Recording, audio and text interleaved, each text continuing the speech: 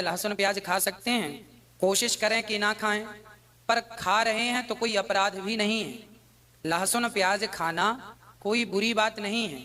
हाँ, तामसी होता है, इसीलिए लोग लहसुन प्याज को इग्नोर करते हैं। जैसे हमारे यहाँ मतलब यहाँ गौरी गोपाल अन्न क्षेत्र चलता है ना, 3 से 4 हजार लोगों का भोजन यहाँ रोज बनता है, परंतु किसी भी दिन किसी भी प्रकार से लहसुन प्याज का उपयोग यहाँ के भोजन में नहीं किया जाता। क्यों? क्योंकि लहसुन प्याज तामसी होता है। वैसे तो आयुर्वेद में लहसुन को अमृत की उपाधि दी गई है, प्याज को अमृत की उपाधि दी गई। आप लहसुन प्याज खा सकते हैं, पर दवाई के तौर पर, है ना, दवाई के तौर पर। जैसे मैं अपनी बात बताऊं, जब बहुत गर्मी पड़ती है ना, जैसे मार्च खत्म होता है और अप्रैल शुरू होता है, तो मार्च अप्रैल के बीच में ना बहुत गर्मी की शुरुआत होती है। उस समय हमारी दादी, बड़ी माँ, नानी ये कहा करती है कि जेब में प्याज रख लो, थोड़ी सी प्याज जेब में रख लो तो लू नहीं लगती। ऐसा बड़ी माँ कहती है, माताएं कहती हैं कि बेटा प्याज जेब में रख लो, लू नहीं लगेगी।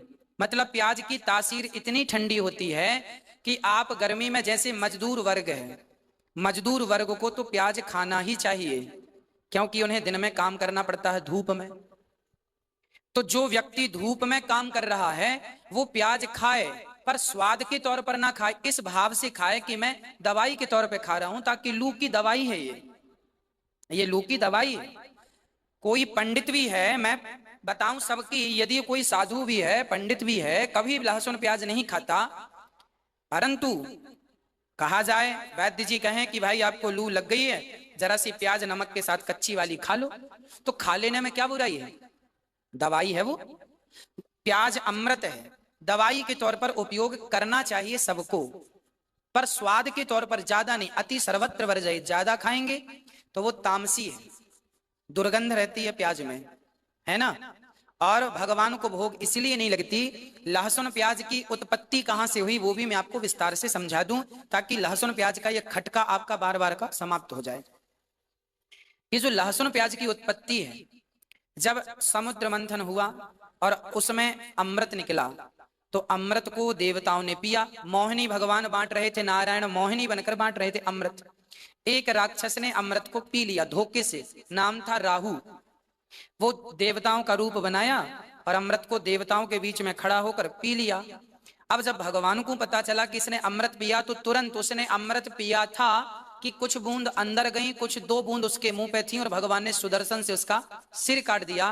तो उसके गले से होती हुई वो बूंद जो पेट में जाने वाली थी, चूंकि गला कट जाने से पेट में इतनी स्पीड से भगवान ने सिर काट दिया कि पेट में ना जाकर वो अमृत की 2 बूंद जमीन पर गिर गई। अमृत की बूंद जमीन पर गिरने से 1 बूंद लहसुन हो गई, 1 बूंद से प्याज हो गई।